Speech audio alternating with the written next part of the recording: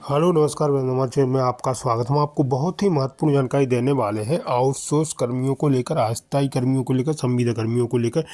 10 लाख कर्मचारियों ने मोर्चा खोल दिया है भोपाल में।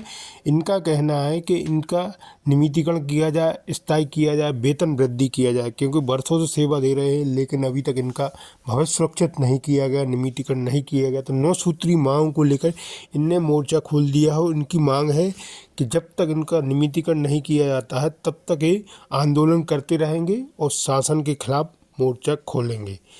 तो मैं पूरी विस्तार से जानकारी देने वाला हूँ, लाइव वार्ता भी आपको सुनाने वाला हूँ। भोपाल से क्या कहना है इन अस्थायी कर्मियों को, उनकी कौन कौन सी मांगे हैं, पूरी विस्तार से मैं बताने वाला हूँ। की बात हो रही है तो इंश्योरेंस वगैरह आप लोगों का है? सर हमारा इंश्योरेंस कुछ नहीं है। जो हमारा काटते हैं पीएफ होता है वो हमारे को 1500 रुपये 1600 रुपये पीएफ काटते हैं और बकाया हमको 10,500 रुपये सैलरी देती हैं। जो अभी तक मुझे जानकारी मिली है कि जो 9 सूत्रीय मांगे की गई हैं उसमें इंश्योरेंस कराने की भी इसमें मांग की गई है सरकार की ओर से। तो ऐसी स्थिति में इंश्योरेंस के अलावा और कुछ लगता है कि आपको कि ये ज़रूरी है? नहीं, ये बहुत ज़रूरी है स्वास्थ्य बीमा, क्योंकि अगर इतनी कम सैलरी है तो इसमें हम कैसे करेंगे। अगर हमारे घर में या हमारे परिवार में कोई बीमार पड़ जाता है तो 10,000 की सैलरी में कैसे हम घर चलाएंगे। अगर हमारा सारा पैसा बीमारी में ही लग जाएगा, क्योंकि इस समय महंगाई की मार इतनी है। और आप किसी भी हॉस्पिटल में चले जाइए, उधर 10-5 हज़ार का बिल तो तुरंत बन जाता है। तो इतनी महंगाई में तो ये चीज़ पॉसिबल ही नहीं है। तो आप लोगों की कुछ कैटेगरी भी डिवाइड है कि आउटसोर्स की अगर कैटेगरी अगर समझें कि न्यूनतम वेतन इतना मिल रहा है, अगर थोड़ी बड़ी जिम्मेदारी मिली है तो मैक्सिमम कितना वेतन मिलता है? मैक्सिमम 21,000 वेतन तो होना ही चाहिए। इससे कम में कैसे होगा? कम से कम मतलब 20,000 तो होना ही चाहिए वेतन, 21-20 हज़ार। उसके अलावा तो ये जो मांगे हैं हमारी, ये पूर्ण रूप से हमें लगता है कि सही हैं। और अगर ये मांगे पूरी होती हैं तो इससे हमें बहुत राहत मिलेगी। ये मांग आप कर रहे हैं, कितने समय से ये मांग रखी जा रही है? स्थानीय लेवल पर, प्रदेश लेवल पर, सरकारी अधिकारियों से कब कब आपके द्वारा ये मांगें रखी गई हैं और क्या कुछ आश्वासन अभी तक मिला है क्या? अभी तक मांगें तो बहुत समय से रखी जा रही हैं, लेकिन अभी तक हमें सिर्फ आश्वासन ही मिल रहा है। आश्वासन भी नहीं मिलता है एक तरह से, मतलब कह सकते हैं बस उतने ही पैसे में काम कराया जा रहा है, वही सैलरी। और शोषण है एक तरह से पूरा। 10-10 घंटे भी काम कराते हैं, कभी कभी अगर कोई नहीं आता है, एब्सेंट रहता है तो करना पड़ता है उसकी जगह पे। और मोस्टली एब्सेंट वाली स्थिति तो साथ ही आउटसोर्स कर्मचारी की होती होगी। और ऐसे में बताया गया कि जब वो एब्सेंट हो जाता है तो उसकी सैलरी कट हो जाती है। दूसरा, आपको ओवर टाइम कराया जाता है तो ओवर टाइम का कोई आपको मिल नहीं रहा है अलग से अतिरिक्त चार्ज।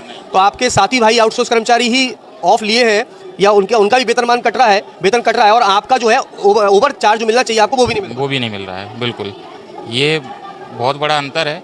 अगर है ना, जैसे मुझे भी है ना कभी छुट्टी की ज़रूरत पड़ जाए तो छुट्टी मिलना मुश्किल है।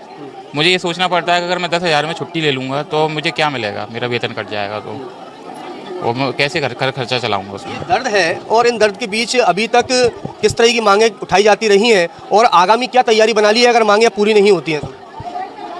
विधानसभा 2023 के समय प्रदेश सरकार के माननीय मुख्यमंत्री, पूर्व मुख्यमंत्री माननीय शिवराज सिंह चौहान जी से जब हमने अपना दर्द बताया गया था तो उनके द्वारा स्पष्ट किया गया था कि आपकी जो मांगे हैं वो जायज़ है, लेकिन आपकी मांगों को विधानसभा चुनाव से पहले पूरी करेंगे। लेकिन हमारी जो महापंचायत बुलाई गई माननीय पूर्व मुख्यमंत्री द्वारा, तो उस समय भी हमारी मांगों की बलि चढ़ा दी गई। वहाँ पर भी संविदा कर्मचारियों की मांगों को मान लिया गया और आउटसोर्स कर्मचारियों की मांगों को छोड़ दिया गया। जब से ही हम लगातार निरंतर सरकार से बातचीत करने के पत्रों के माध्यम से, धरना प्रदर्शन के माध्यम से समय समय पर सरकार को जगाने का काम कर रहे हैं कि हमारी पीड़ा को सुने। लेकिन सरकार द्वारा प्रदेश के उप मुख्यमंत्री राजेंद्र शुक्ला जी से जब हमने कई बार मुलाकात करी, ज्ञापन दिए, तो उनके द्वारा यही कहा जाता है कि आप लोगों के लिए हम बहुत कुछ अच्छा करने जा रहे हैं, लेकिन नीति बनाने की प्लानिंग की जा रही है। ये हमारे साथ आप देख रहे हैं कि हॉस्पिटल में स्वास्थ्य सुविधा का लाभ लेने के लिए कुछ लोग यहाँ पर पहुँचे हुए हैं। भाई साहब, आपसे मेरा सवाल है, अभी आउटसोर्स कर्मचारी हैं, इनका काम जो है वो सरकारी स्थायी कर्मचारियों के तौर पर भी उनसे लिया जा रहा है, बराबरी का समय अतिरिक्त लिया जा रहा है। चूंकि आप मध्य प्रदेश के नागरिक हैं, आपको क्या लगता है कि कुछ अंतर है इन दोनों की व्यवस्थाओं के बीच में और इनका शोषण है क्या? बिल्कुल सर, शोषण है। आउटसोर्स कर्मचारी जो प्राइवेट में है उनका कोई मोर नहीं है सर। हाँ, बिल्कुल शोषण हो रहा है सर। अच्छा, ये लगता है आपको भी? बिल्कुल सर, बिल्कुल। आपका क्या मानना है भैया? बिल्कुल लगता है, क्योंकि पूरा टाइम ड्यूटी करवाना है और सैलरी कम देना और काम ज़्यादा लेना है, तो उस हिसाब से तो लगता है कि उनका कुछ होना चाहिए। अच्छा, तो क्या आपको ये लगता है कि स्वास्थ्य डिपार्टमेंट की अगर बात करूं, चूंकि आप यहाँ पर खड़े हुए हैं, जो परमानेंट कर्मचारी हैं वो लोग काम बेहतर करते हैं या आउटसोर्स कर्मचारी? नहीं, आउटसोर्स को ज़्यादा लिया जा रहा है। हाँ, वो सारा काम तो वो ही करते हैं, मेन काम तो है उनका तो है ही। मैं अंदर गया था तो जो ऑपरेटर बैठे हैं वो भी सभी आउटसोर्स हैं जो आपका पर्चा तैयार ये किया है? आउटसोर्स से ही है सारे। हाँ, डॉक्टर हैं जो उनके परमानेंट वाले तो सब आउटसोर्स ही चल रहे हैं ज़्यादा। आप क्या कहना चाहेंगे इनकी मांगों को लेकर? तो मांगों को उनकी जायज़ मांग है, मांगे उनकी पूरी करी जाए। वैसे तो देखो सही तो बात यही है।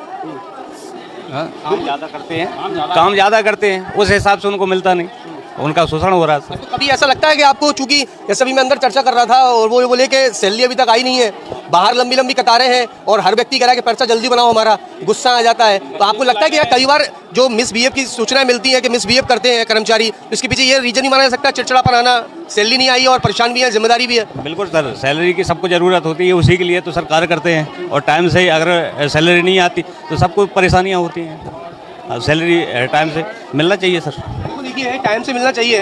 भाई साहब, अभी जो हम चर्चा कर रहे हैं वो आम पब्लिक है, वो भी आप लोगों के सपोर्ट में है, वो कह रही है कि कहते हैं कि आपकी जो जायज़ मांगे हैं वो पूरी होनी चाहिए। कभी ऐसा वाकया हुआ है कि आप लोग काम कर रहे हैं और पब्लिक ने नाराज़गी जाहिर करी हो कि आप लोग तो काम करते ही नहीं है? नहीं, ऐसा कभी नहीं हुआ। पब्लिकों के लिए तो हम माल में और माल में रोक के माल में सेवा देती हैं उनके लिए। मतलब आप तो अतिरिक्त काम करने का प्रयास करते हैं? हाँ, प्रयास करती हैं, पब्लिक परेशान नहीं हो। पब्लिक परेशान ना हो इसके लिए अतिरिक्त काम करना पड़े तो उसके लिए भी आप लोग तैयार हैं। मैं ये चाहूँगा आपसे जानना, चूँकि आप महिला शक्ति हैं, आउटसोर्स में महिलाओं की संख्या काफ़ी है, वो भी अब जिम्मेदारी बराबरी से देख रही हैं, तो ऐसी स्थिति में महिलाओं को क्या कुछ अतिरिक्त परेशानियों का भी सामना करना पड़ता है? हाँ, उनको ज़रूरत पड़ने पर छुट्टी नहीं मिलती। महिलाओं की और भी कारण रहते हैं बहुत सारे, उसमें उनको छुट्टियाँ नहीं मिलती और काम तो आउटसोर्स कर्मचारियों से ही ज़्यादा ले रहे हैं, वेतन नहीं दे रहे समान, और सबसे ज़्यादा शोषण हो रहा है उनका, समान अधिकार नहीं है किसी चीज़ में। मतलब आप क्या अपने अधिकारों को लेकर ये एक ही जगह पर अगर ये देखती हैं कि स्थायी कर्मचारियों के साथ अलग व्यवहार हो रहा है, आउटसोर्स कर्मचारियों के साथ अलग व्यवहार हो रहा है? अलग व्यवहार है दोनों के साथ, आउटसोर्स कर्मचारियों के लिए साथ अलग है और परमानेंट उनके साथ अलग है। जबकि काम तो आप एक ही जैसे ही कर रहे हैं। उनसे ज़्यादा काम कर रहे हैं आउटसोर्स कर्मचारी, उनसे ज़्यादा काम कर रहे हैं। अगर मैं स्वास्थ्य विभाग की ही बात करूँ तो ऐसी कौन कौन सी जिम्मेदारियां हैं जिनको आउटसोर्स अपने कंधों पर लेकर निभा रहा है?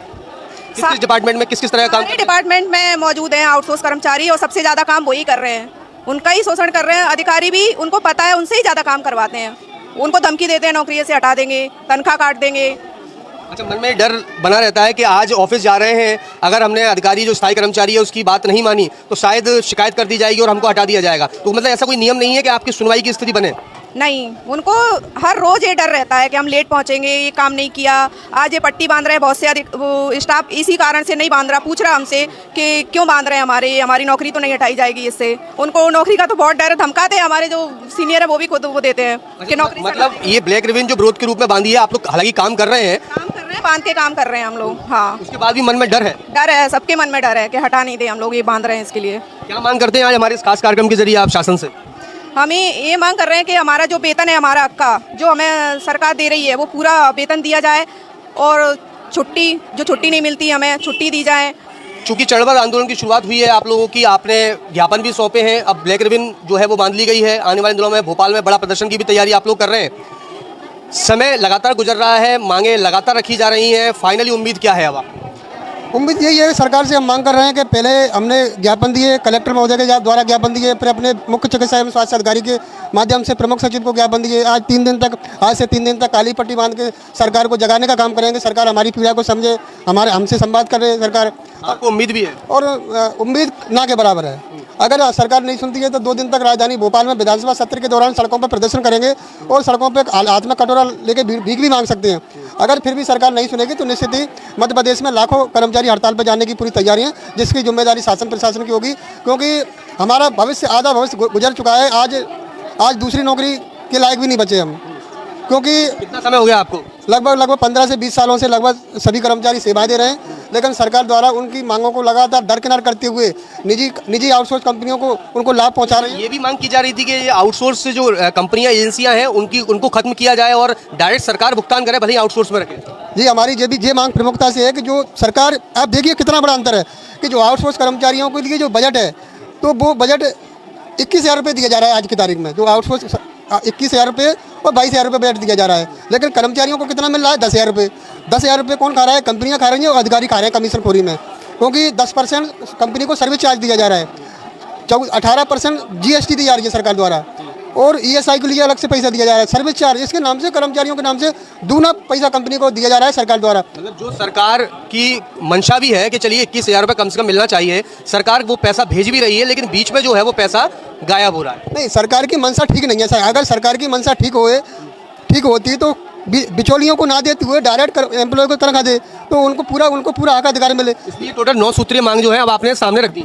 9 सूत्री मांगे हैं, हमारी जायज़ मांगे हैं, उनको सरकार गंभीरता से ले और हमारी मांगों पर निश्चित ही गंभीरता लेगी तो बिल्कुल ही सरकार को समझ में आएगा। बिल्कुल, देखिए ये 9 सूत्रीय मांगे हैं और मन में बहुत ज़्यादा पीड़ा है, और ये पीड़ा जिस तरह से बताई गई है कि हमारी 9 सूत्रीय मांगे जो है वो जायज़ हैं, और उम्मीद कर रहे हैं कि शायद इन मांगों पर सरकार ध्यान देगी। जिस तरह की नीति उत्तर प्रदेश और हरियाणा को भी बताई जा रही है, वो नीति मध्य प्रदेश में भी तैयार की जाएगी, तो शायद इन आउटसोर्स कर्मचारियों का भविष्य जरूर संवरेगा। फिलहाल मुझे दीजिए